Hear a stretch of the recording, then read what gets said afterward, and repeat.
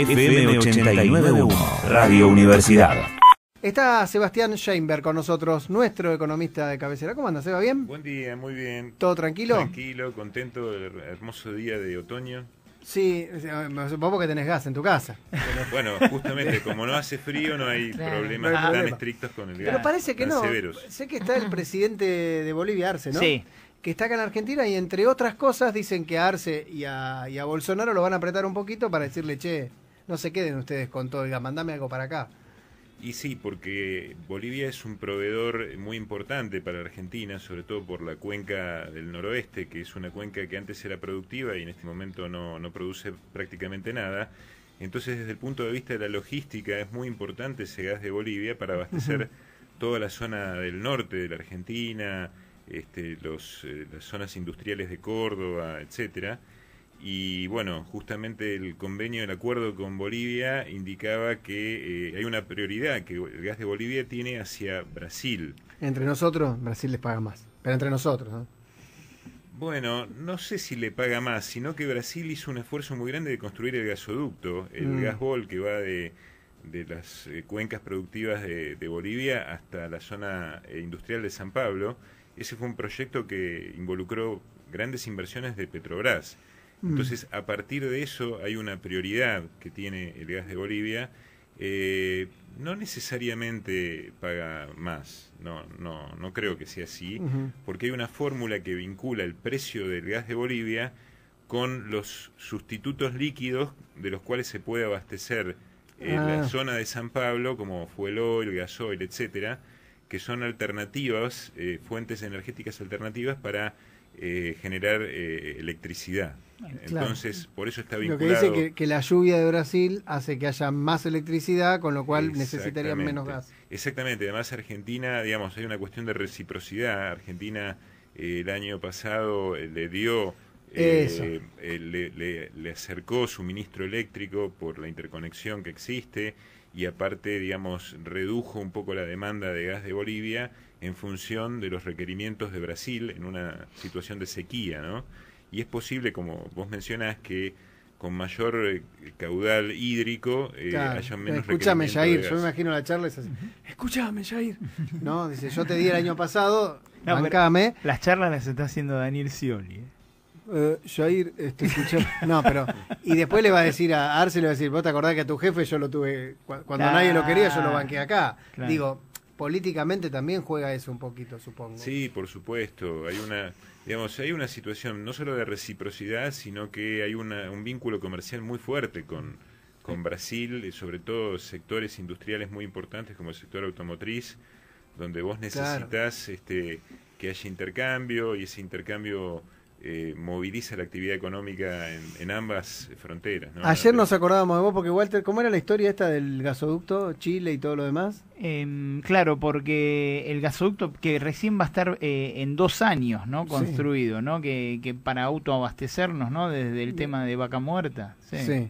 Y decían que hay hacer un rulo, ¿no? Que vaya a Chile y que de Chile vuelva a entrar. ¿Eso es mito? No. Lo que pasa es que es así. Cuando en los años 90, cuando Argentina, digamos, cambió su enfoque hacia los recursos energéticos, se construyeron 3 gasoductos desde Argentina hacia Chile y se llegaron a acuerdos comerciales importantes para suministrar el gas argentino en Chile, ¿sí? En la zona central y en la zona sur, sobre todo, y muy en el sur hay son 4 gasoductos que hay. Lo que pasa es que a partir del año 2004, cuando entró la crisis energética en Argentina, es decir, cuando nos quedamos cortos de suministro, se cortaron los contratos, se interrumpieron, por decirlo más apropiadamente, los convenios con Chile. Y bueno, para Chile fue una situación muy conflictiva porque tuvo que ir a buscar un proveedor que reemplazara el suministro argentino.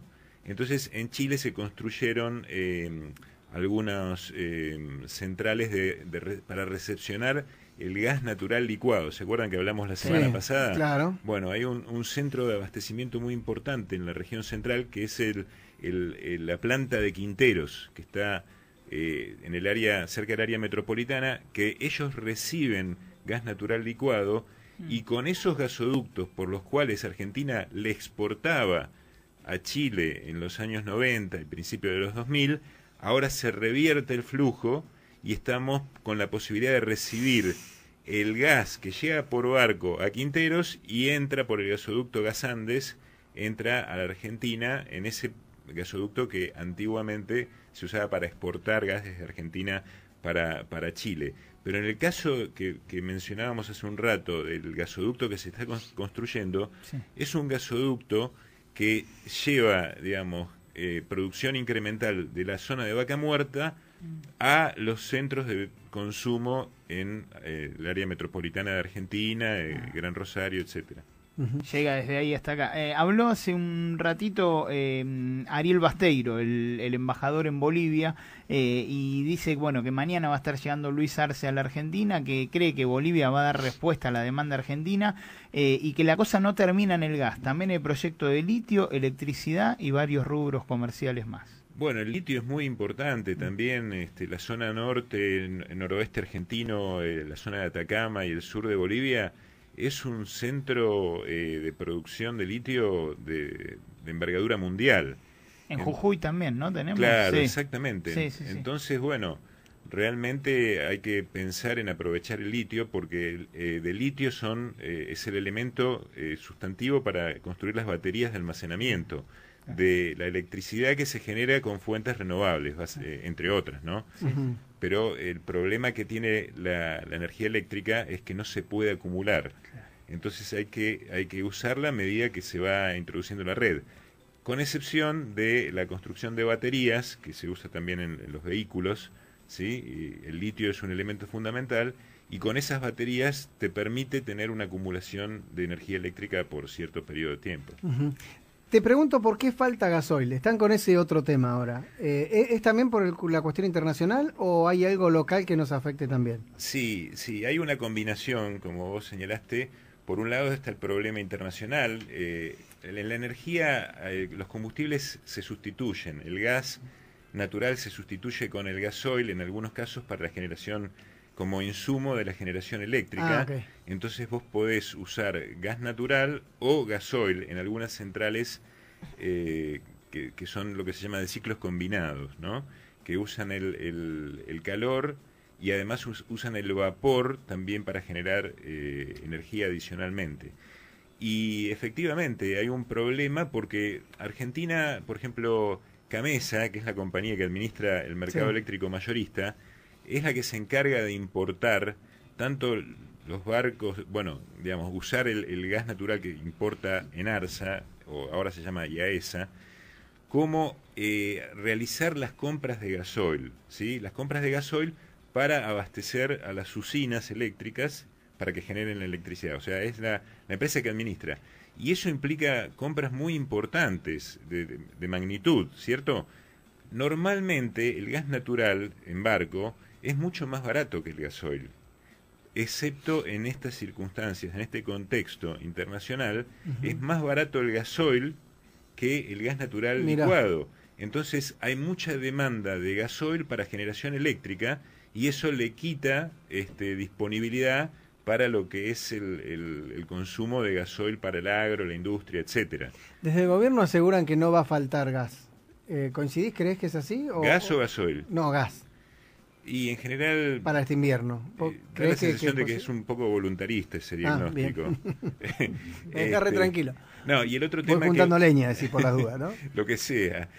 Y el otro tema que vos mencionabas, una cuestión interna, ciertamente, digamos, fíjate, hablábamos de las distorsiones de precios, ¿sí? Sí. Y entonces cuando vos tenés semejantes distorsiones, se da la paradoja que a vos te conviene, por ejemplo, a los productores de petróleo, les conviene exportar el petróleo y no vendérselo a las refinerías. Entonces, como no se lo venden a las refinerías, hay menos petróleo disponible para obtener gasoil. Y eso es un poco lo que está ocurriendo. Las compañías petroleras prefieren exportar a precio internacional y no vender al precio doméstico en el campo. Más bajo. Pasa exactamente lo que pasa en el campo. Básicamente, digo, prefieren vender soja, maíz afuera que venderlo acá porque acá... Exactamente. Ahora, pasa con el trigo, con el maíz, etcétera. La soja no porque se consume poco, claro, acá casi no se consume. Pero prefieren sembrar soja a sembrar trigo, eso está bien, está claro. Sí, porque es típicamente un commodity de exportación. Claro. Te quería preguntar algo más que tiene que ver con lo que puede pasar en el invierno, porque yo no sé si lo contamos acá, si estabas vos o no estaba. Fui a Iguazú en enero y cruzaban todo a comprarte acá. Sí. Digo, ¿se puede pensar, así como en el campo están pensando en abasteceme un cupo acá y después el resto exportalo? ¿En energía se puede pensar que pase algo así?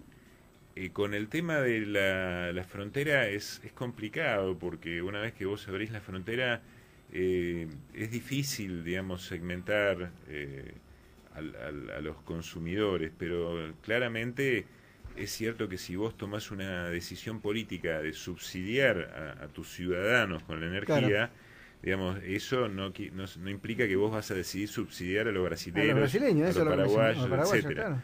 Pero bueno, esto ocurre cuando hay lo que se llama arbitraje, ¿sí? Los arbitrajistas encuentran oportunidades de comprar un bien que es homogéneo, comprarlo en el lugar donde lo venden más barato y venderlo en el lugar donde lo venden más caro, obviamente.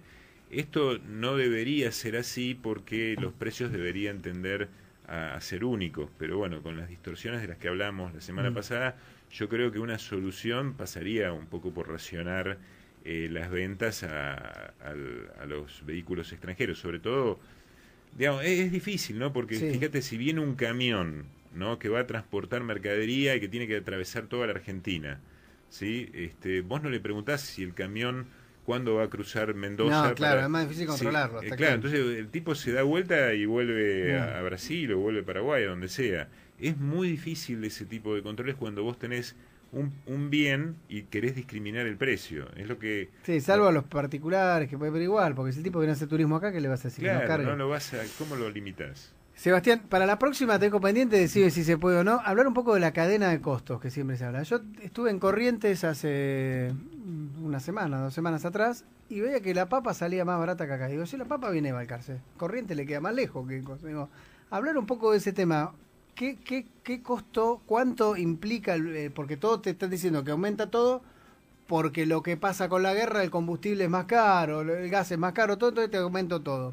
¿Cuánto termina afectando ese transporte, ese combustible en un precio final de un producto? ¿Te parece? Sí, está perfecto. Es un buen tema, pero también ten en cuenta de que hay cuestiones que tienen que ver con aspectos regulatorios, ¿no? Por ejemplo, digamos, en el transporte y en la logística, el peso de las decisiones gremiales influyen mucho en los costos finales. Claro. Entonces, digamos, puede ser esta situación que es extraña lo que vos estás planteando. Tengo foto, después te la muestro. No, pero básicamente, ¿cómo se me ocurre una explicación espontánea, ¿no?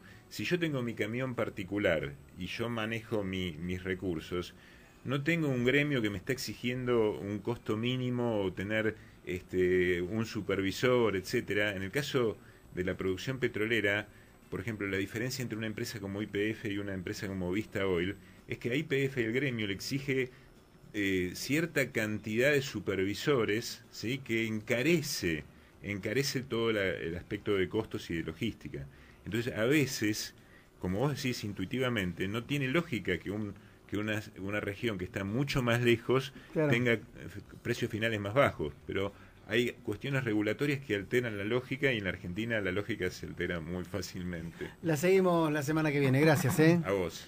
Desde la Universidad Nacional de La Matanza, Radio Universidad FM 89.1. Siempre cerca.